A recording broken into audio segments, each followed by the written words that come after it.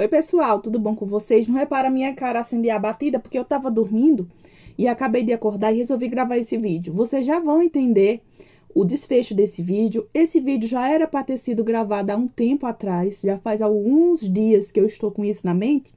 Eu resolvi deixar pra lá, só que eu acho assim que eu não consigo, minha gente, tirar da mente uma coisa, sabe? Principalmente quando alguém fala que eu estou mentindo. Eu não gosto de mentira, então por isso que às vezes eu acabo expondo um pouco mais da minha vida, que não deveria estar fazendo isso. Muitas pessoas falou que quem quiser assistir, quem quiser acreditar que acredite, que eu não devo satisfação, mas eu sinto que eu preciso, sabe? O comentário ele foi removido daqui do canal, tá? Assim que eu vi, eu tirei um print e removi, tá? Mas aquilo, de certa forma, mexeu com o meu caráter, sabe? Me cutucou com a vara curta. E quando isso acontece, vocês sabem que eu solto os cachorros, né? Então fica nesse vídeo, porque eu vou soltar os cachorros e vocês vão entender o motivo de eu estar gravando esse vídeo, tá? Bom, minha gente, na verdade, eu vou estar gravando 2 vídeos, tá? Nesse vídeo aqui, eu vou estar relatando em partes, resumindo um pouco da história de quando a gente descobriu a doença da minha avó. E depois eu vou resumir também um pouco, né? Que a história é grande, minha gente. Se eu fosse contar tudo pra vocês, não ia caber em um vídeo. Fora que, quando eu conto essa história para o pessoal, assim, às vezes, sabe? A gente tá em hospital, em algum lugar, assim, eu conto essa história minha, o povo diz, meu Deus, não dá pra parecer que tu já passou por tanta coisa, né? Que essa história é verdade. Por quê, minha gente? Porque no dia que a gente pegou o diagnóstico, fechado o diagnóstico, assim, o resultado da biópsia, tá? Que acusou que a minha avó tava com melanoma. Nesse mesmo dia, manhã também teve um resultado de um exame. E aí a enfermeira me ligou, né, para avisar que manhã também iria precisar de tratamento. Então, vamos resumir, né? Vamos lá começar do início. Eu postei um vídeo anterior, que se você não assistiu, você vai lá assistir, que eu narrei fotos de acontecimentos lá de 3, 4 anos atrás, tá? Fotos essas que eu não deveria ter postado, que elas estavam postadas, aliás, aqui no canal, mas estava, tipo, privada, tá? Só para o meu pessoal, para uma lembrança, caso eu sentisse saudade. Apesar que as fotos são fotos, assim, em momentos não muito legais, né? Que a gente não sente saudade, a gente sente saudade da pessoa, né? No caso da minha avó. Mas dos momentos tristes, né? Das dores, das correrias, das internações, a gente não sente falta disso não, minha gente. Não entenda mal, sabe? Eu postei aquele vídeo justamente para provar para a pessoa que fez um comentário a respeito de mim, falando que eu estava inventando histórias aqui para me fazer de vítima mais uma vez, que era mentira, né? Eu acho assim que a pessoa sabe que é verdade, mas sabe meu ponto fraco, que é quando a pessoa fala do meu caráter, e sabe meu ponto fraco, aí a pessoa vai lá e me cutuca, sabe? Sabe que eu tenho ansiedade, aí a pessoa, vou lá te cutucar, vou lá cutucar o Cicleide. E dessa vez deu certo? Dessa vez deu certo porque eu passei muitos dias sem gravar vídeo, não sei se foi 10 dias, pensando, rapaz, eu rebato esse comentário ou não? Manhã já deu conselho, muitas amigas falou, quanto mais que tu grava vídeo se respondendo, aquela pessoa vai assistir o vídeo tu respondendo ela, e aquela pessoa vai sentir-se importante, vai sentir que te atingiu e vai continuar fazendo. Mas, se essa é a curiosidade também de outras pessoas, não tem por que eu não matar essa curiosidade. Agora que eu já estou mais calma, né? Depois de 4 anos, que minha avó faleceu em 2019, tá? Eu não lembro muito bem, não. Mas as fotos aí, acho que deve ter data, eu devo ter falado pra vocês tudo certinho no vídeo anterior. O comentário foi no vídeo, minha gente, falando do BPC de Eloane. Tá vendo aí o motivo de eu não ter falado de BPC aqui antes de ter dado entrada? Porque, olha, o vídeo ele não tem muita visualização, mas ele gerou muito engajamento, né? De certa forma, ele gerou muito engajamento, muitas mensagens no Instagram, mensagem no WhatsApp, mensagem no Facebook, tá? E comentários aqui no YouTube. Eloane chamando o pai dela. Aí, de certa forma, quando eu falei a palavra, né, que eu tinha um Bolsa Família e manhã outra, e aí eu fui explicar pra vocês o motivo de eu nunca ter saído e deixado minha mãe, porque minha avó adoeceu e depois mãe adoeceu. Essa parte aí da doença foi o motivo para gerar os comentários que eu recebi, né? Aliás, foi 2 comentários de pessoas diferentes, só que com o mesmo conteúdo. Só que eu acho que poderia ser a mesma pessoa com 2 contas separadas, sabe? Só pra eu achar que tinha mais gente incomodada com esse assunto. Primeiro que uma amiga tinha falado aqui, porque não podia ter 2 Bolsa Família, né? Mas, assim, essa parte aí não me incomodou de nada, não, né? Eu fiz o vídeo só pra explicar o motivo, porque era que tinha 2 aqui em casa, né? Mas eu sei que também não pode. Mas essa não é o assunto do vídeo, não, e eu não tô me importando com isso. O assunto do vídeo é porque falaram que eu menti a respeito da doença da minha avó. Eu jamais eu ia brincar com uma coisa tão séria. Tanto é que eu coloquei isso no título do vídeo. Jamais eu ia brincar, mentir, e vir enganar o povo aqui na internet, não, minha gente. Eu não preciso de estar enganando ninguém, nem fazendo choradeira aqui, não. Bom ou pouco, muito bom ou ruim, eu trabalho. E antes de eu trabalhar, eu sempre dei um jeitinho para me sustentar, sabe? A qualquer momento, assim, que tiver com a cabeça estourando, com o saco cheio, que eu acho que é isso que o povo quer, eu simplesmente apago os canal, minha gente. Tenho uma vida normal. Eu nem sou famosa, ninguém nem vai saber que eu tive um canal um dia, né? Mas eu não pretendo fazer isso, não, porque senão eu vou estar dando ibope, né, para essas pessoas que estão querendo me derrubar. Não vão conseguir, porque Deus é maior.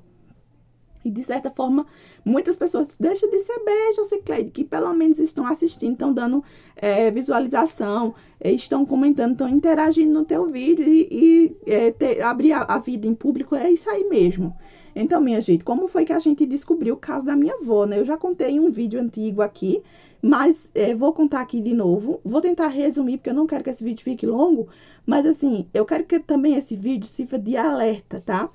Sirva de alerta para vocês, que não deixe qualquer coisinha, às vezes, que aparece ser normal para você deixar passar e não procurar um médico, tá? Por que é que eu sou tão paranoica com questão de exames, minha gente? Porque é que eu acredito também que, de certa forma, meu parto prematuro tem a ver com exames. Eu tava com infecção urinária, inclusive eu até vi um vídeo recentemente falando que quem tem infecções graves na gravidez pode ser uma causa de autismo também em criança. Pode ter sido isso o caso de Eloane também, não sei, né? O parto prematuro também influencia para ter autismo, para a criança ser autista. Infecções na gravidez também influencia para que a criança seja autista. E tem as causas genéticas. Eu acho que a Eloane tá nesse 1% aí que não é genético, sabe? Que é outras causas ambientais, né? De prematuridade e de infecção. A não ser que eu seja autista e eu não sei. Às vezes eu desconfio, às vezes não. Ainda não cheguei ao ponto de fazer uma investigação. Eu tô vendo que várias mãezinhas estão acabando descobrindo, depois de adulta, que é autista, né? Eu pretendo um dia fazer uma investigação, sim. Primeiro eu vou cuidar dela, depois eu procuro saber isso. Mas eu acho que eu tenho mais sintoma de TDAH do que de autismo, tá? Porque eu sou muito desatenta. Sou muito focada nas coisas. Sou muito inteligente, me considero uma pessoa muito inteligente. Sou muito focada nas coisas. Mas, por outro lado, eu, tipo assim, leio uma coisa, não interpreto o que eu tô lendo, não consigo interpretar texto, não consigo assimilar muitas informações, ambientes muito cheios, sabe? Eu fico meio com uma visão ampliada, perdida, não olho no olho da pessoa, sabe? Eu passo por as pessoas e às vezes as pessoas falam comigo e às vezes parece que eu não vi aquela pessoa, a pessoa pensa que eu sou metida, mas não é, minha gente. Eu que tô distraída por alguma outra coisa na mente, sabe? Quando eu tô com uma coisa na mente, eu não consigo tirar a mente pra outra coisa. Mas vamos mudar de assunto, porque o assunto do vídeo não é esse não, né? Vamos voltar pro assunto normal. Eu acho assim, que quando eu tava, um dia antes de eu ter Luane, eu fiz uma citologia, Papa Nicolau, exame preventivo, não sei como é que vocês conhecem aí. Aqui a gente chama de exame de lâmina, tá? No interior, né? Mas tem vários nomes.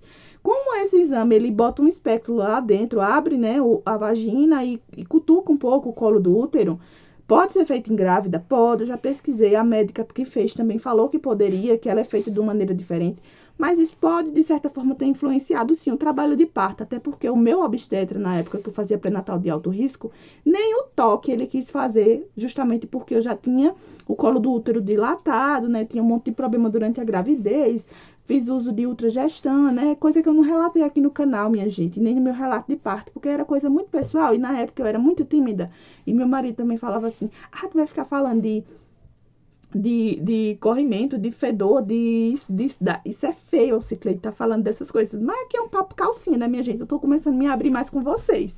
Então, eu sou muito paranoica com o exame, sabe? Aí eu sempre faço e eu não quis esperar para depois da gravidez. Eu quis fazer grávida mesmo, com medo já de ter doença, assim, na família. Então, eu sou muito precavida nessa parte, sabe? Eu faço meus exames tudo certinho. Quando eu vejo qualquer coisa estranha, eu já vou no postinho aqui perguntar. Não muito agora, né? Porque eu tô trabalhando, mas eu vivia nesse posto aqui. Porque agora eu tô trabalhando, eu não tenho mais tempo. Nem 2 dentes que eu tenho aqui, eu não ranquei ainda. Não tive tempo de ir no dentista. Ó, minha gente, minha avó começou com um calinho no pé, que eu deixei a foto lá no outro vídeo. Mas eu vou tentar editar esse vídeo e vou deixar o calinho do pé dela aí a seguir, tá?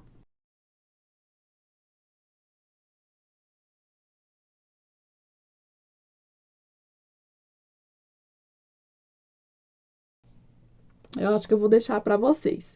Então, ela começou com esse calinho do pé. Desse calinho, ela fez uma cirurgia, tirou esse negocinho, né? Só que 1 ano depois, esse negocinho voltou no mesmo lugar. Não incomodava, parecia um olho de peixe. E ela falava que era de uma sandália que tinha feito um calo realmente no pé dela. Nisso, esse calinho do pezinho foi subindo pra virilha. E na virilha virou um caroço,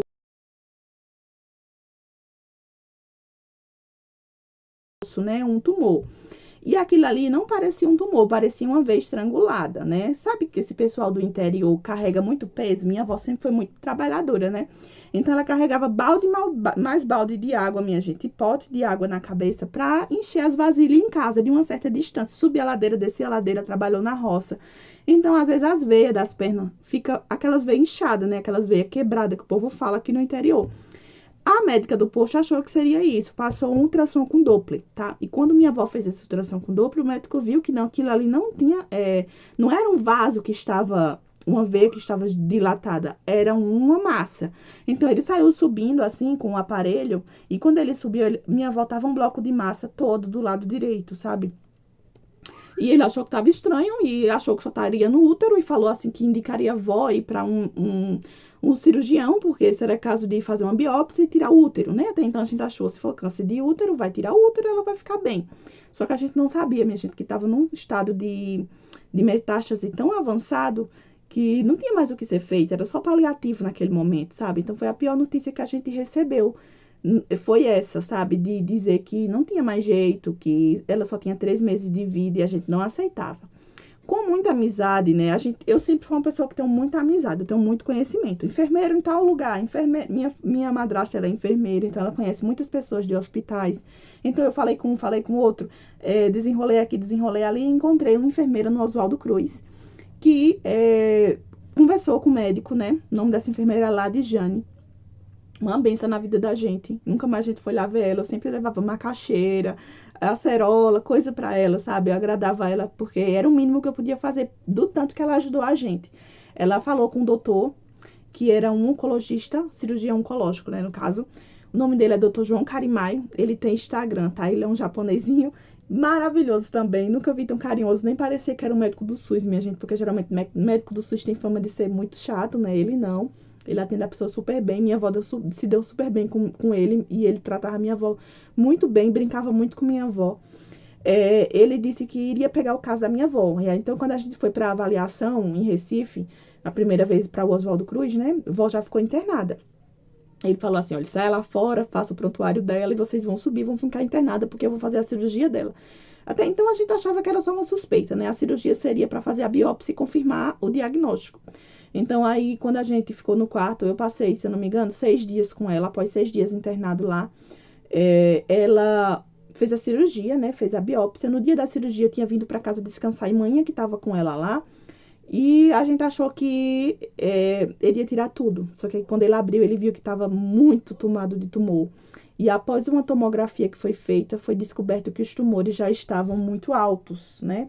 Já estava até no pulmão, minha gente. Então, não tinha. Todos os órgãos estavam tomados. Ele desacreditou. Ele perguntou assim, como Deus é maravilhoso. Como é que essa pessoa está viva com um tanto de tumor que ela tem? Mas vamos esperar, né, o resultado da biópsia. Vamos torcer que esse monte de tumor que não parece ser benigno, mas que seja benigno. Mas não era, minha gente. No dia de pegar o resultado da biópsia, eu abri antes, que eu sou ansiosa, sabe? A consulta era de 1h da tarde, a gente chegou mais cedo no Oswaldo Cruz, porque eu ia retirar essa biópsia lá no laboratório do próprio hospital no mesmo dia. E aí, na hora que eu retirei, eu fui numa igrejinha que tem lá, que eu falei dessa igrejinha no último vídeo, junto com manhã. E a gente segurou uma na mão da outra, assim, sabe? Eu disse, mãe, eu vou abrir, minha, sabe? Quando eu abri, eu vi um nome enorme lá, melanoma, minha gente. Então, eu fui no Google e eu vi que melanoma era câncer. Eu disse, manhã, não tem mais o que fazer. Ali, o chão se abriu pra gente, sabe? Vamos pra sala, vamos entregar ao médico. Quando ele viu que a biópsia estava aberta, ele disse, você já viu, né? Inclusive, quando eu cheguei lá, conversando sobre minha avó, eu falava de um jeito, eu conhecia todos os medicamentos que ela já estava tomando, porque a gente já vinha de uma luta muito grande aqui no interior, com várias idas à UPA, a hospitais, médico particular, que eu comecei explicando para ele tudo que ela tinha, ele olhou assim para mim e disse, tu é da área da saúde, é? Aí eu disse, não, sou não. É porque tu fala de um jeito tão explicadinho, conhece as medicações tão certinhas, sabe? Que parece que tu é da saúde. Isso eu não nego pra vocês que eu tinha esse desejo, né? Ainda tenho.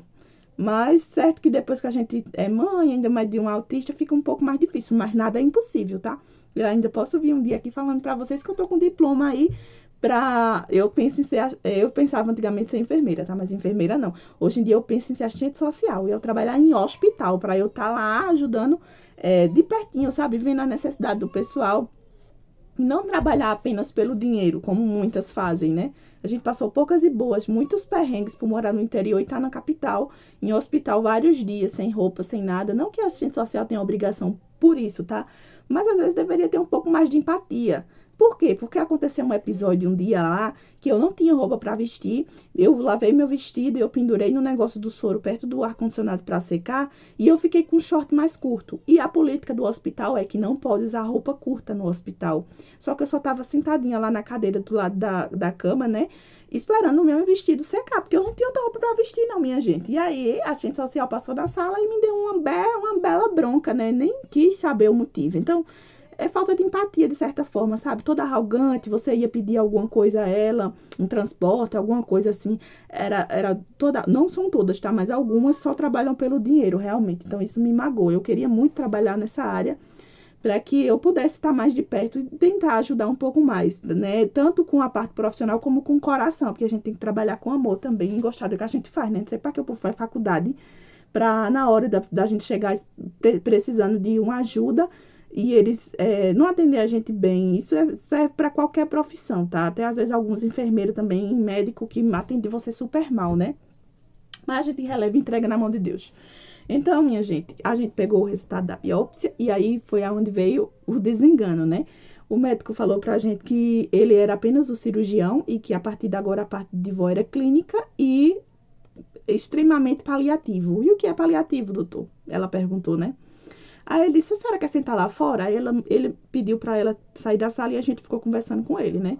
Então, nisso da gente ficar conversando com ele, ele disse que paliativo era só dar um conforto, né? Morfina, soro, carinho, amor e só, né? Que não tinha mais, não ia nem resistir a uma quimioterapia, né? Até então eu não contei pra avó, né? Eu vim contar pra ela, acho que uns 8 dias antes dela falecer. Porque o medo que eu tinha era ela entrar em depressão depois que ela soubesse. E aí ela entrou realmente em depressão depois que ela soube. Ela tomou antidepressivo, vivia muito dormindo, né? A morfina também era muito forte. Quando ela tomava a morfina, ela acabava dormindo. Então ela passou dias só na cama dormindo. Eu perdi muito peso, né? Não me alimentava direito. Não conseguia limpar ela direito sozinha, porque eu era muito magrinha. E ela, por mais que estivesse magrinha, ela era bem alta. Minha avó igual eu. E era difícil a gente tá limpando, então eu tinha que levantar um lado dela, colocar o lençol por baixo, limpava ela, virava o outro lado com a ajuda de alguns outros acompanhantes que tinha lá, né? Mas eu cuidei dela direitinho, sim. Quem veio aqui visitar ela viu que ela tava muito limpinha, muito bem cuidada. Inclusive, eu pintava as unhas dela, ela era muito vaidosa e ela gostava disso, sabe? E eu me lembro muito de cada detalhe. No próximo vídeo eu vou contar pra vocês como foi que eu recebi a notícia de manhã, né? E vocês já viram as fotos de manhã, graças a Deus, manhã tá bem hoje. E depois disso teve meu marido e teve meu avô ainda, minha gente. Então, quando eu começo a contar a história, é uma história tão louca que às vezes vocês pensam que tá mentindo. Isso não existiu, não. Isso só nem em filme. Mas existe, minha gente. É cada história que a gente tem pra contar, que a gente fosse trocar experiência. Ia ser uma live, não dava, não. Era o dia todinho falando pra vocês e vocês não iriam acreditar. Eu sei que depois que ela ficou internada, que ela entrou em depressão, quando eu cheguei pra ela e eu falei, ela disse, rapaz, porque eu vou pro hospital sempre e eu não melhoro, eu nunca tô boa. Aí eu falei, vó, a senhora tá com câncer, tá? Aí ela, aonde? Aí eu falei, começou no pé. Começou no pé, né? Mas eu não quis dizer pra ela que tava em todo lugar do corpo dela já, todos os órgãos, né? Todos os órgãos, minha gente. A gente fez um ultrassom, uma ressonância com contraste, em uma clínica bem conhecida em Recife, que se chama CIR Diagnóstico, tá? Ela tem parceria com os hospitais, então a ambulância pega no hospital, que você tá internado, né, que a pessoa tá internada, e leva para essa clínica para fazer com contraste. Geralmente alguns hospitais não fazem nem ressonância, nem tomografia com contraste. Então, nisso, eu fui olhar depois, minha gente, o laudo que saiu da ressonância e as fotos lá, tinha tumor por todo lado. Até assusta você de olhar assim, parece que é mentira. Aí ela falou assim, tá no pé? Então manda cortar meu pé. E aquilo ali foi a palavra que mais me doeu, porque eu sabia que mesmo que amputasse o pé dela, não ia ter mais jeito, sabe? E aí, a partir daí, ela se recusou a tentar se alimentar, porque ela não tava mais se alimentando, mas ela se recusou até tentar tomar água, tá? Ficou desidratada, ficou muito fraca, teve que ficar internada tomando o complexo B, soro, né? Ela tomava um soro chamado Ring, parece, era um soro vermelho, sabe? Que tem uma embalagem vermelha.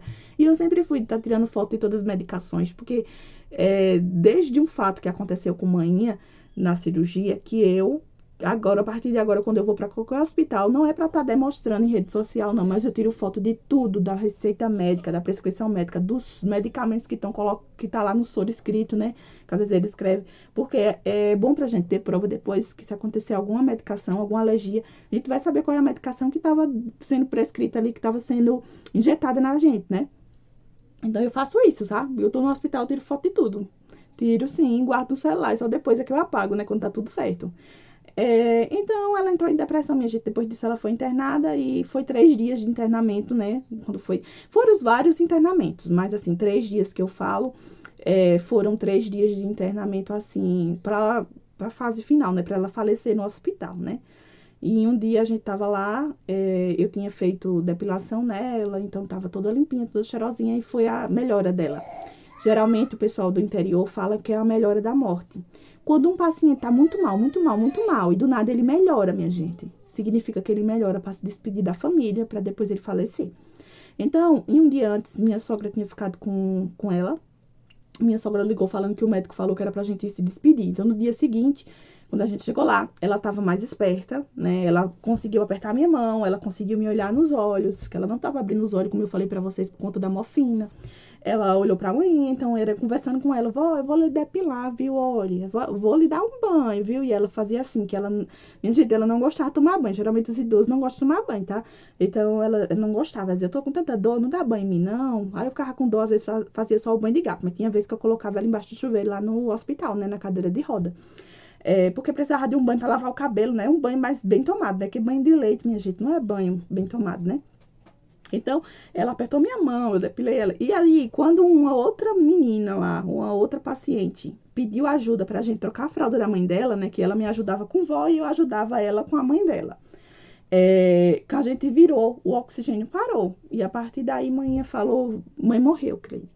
E aqui, ali, a minha ficha não caiu. Mãe desmaiou, foi medicada, eu fui acudir mãe, né? Fiquei mais preocupada com mãe. E minha sogra preocupada também com mãe, e até então eu tava tranquila, dei notícia pro povo, eu tava esperando que isso acontecesse. Até então, Deus me perdoe, vocês vão me perdoar, mas eu acho que vocês vão me entender. Eu pedi a Deus, pra Deus tirar ela daquele sofrimento, sabe? Deus leva, Deus, se não for curar, leva e tira ela desse sofrimento que a gente também tá sofrendo junto. E aí Deus me atendeu, né? Atendeu minhas preces, né? Eu sei que é errado a gente pedir a morte, né? Mas na hora do desespero, minha gente, às vezes a gente pede, sabe? E ela também pediu, porque ela queria descansar daquele sofrimento. Não tinha mais veia, não tinha mais nada. Ela tava muito fraca, não tava se alimentando, colocaram uma sonda nela, a comida não tava mais entrando, tava com muitas infecções, né? Outros problemas decorrentes que os órgãos estavam parando também, né? Por conta da doença. Então, muitos problemas, sabe? Inclusive, no laudo, no atestado de óbito dela, não veio falando que foi o câncer em si. Veio falando que foi falência múltipla de órgãos. Então, os órgãos dela todos deram problema, né? Começou no pulmão, aí teve que ir para oxigênio, depois o estômago, depois a bexiga. E foi assim, vários, um atrás do outro, até ela falecer. Então, minha gente, para resumir, eu não fui para o velório, para o enterro da minha avó, porque eu tava dopada, né? Medicada, me deram o diazepam. Eu só vim acordar no outro dia achando que já era o enterro, a avó já estava enterrada. Foi. Até hoje eu acho graça, mas a avó estava enterrada, minha gente. Por quê? Porque na hora que eu vi colocando ela num saco preto lá, foi que a ficha caiu. Quando o rapaz fechou, ali minha vista escureceu, eu caí lá no chão. Eu fiquei sem oxigênio também, tive uma crise muito forte de ansiedade. Eu não sei o que aconteceu comigo. Mãe estava morrendo, depois melhorou, veio me acudir também, que uma acudia a outra, sabe? Que a gente sempre se apoiou muito, eu e mãinha. E eu fui medicada, fiquei dopada, e aí enterraram vó e eu não fui no velório, né? Não fui no enterro. Participei um pouco do velório, mas aí era muito sonolenta, né? Eu vi as coisas assim, meio que dormindo, acabei dormindo e não vi nada. E essa foi a história da minha avó, pra vocês verem que eu não estou mentindo. Tem fotos aí no outro vídeo registrando todos os momentos que a gente passou no hospital, tá? Tem foto até do prontuário dela, né? Que ela ficou na área da oncologia, lá no Oswaldo Cruz, em Recife. Eu jamais iria mentir com uma coisa dessa, tá? E em seguida eu vou contar pra vocês como foi que eu peguei o diagnóstico de manhã, tá bom? Então, espero que vocês tenham gostado desse vídeo, que sirva de alerta pra vocês, que se tiver qualquer manchinha no corpo, né, qualquer coisinha que vocês estão achando diferente, pode não ser nada, minha gente, mas procura um médico, tá? Porque a gente precisa se cuidar, quando a gente vem descobrir, às vezes, as doenças é muito tarde.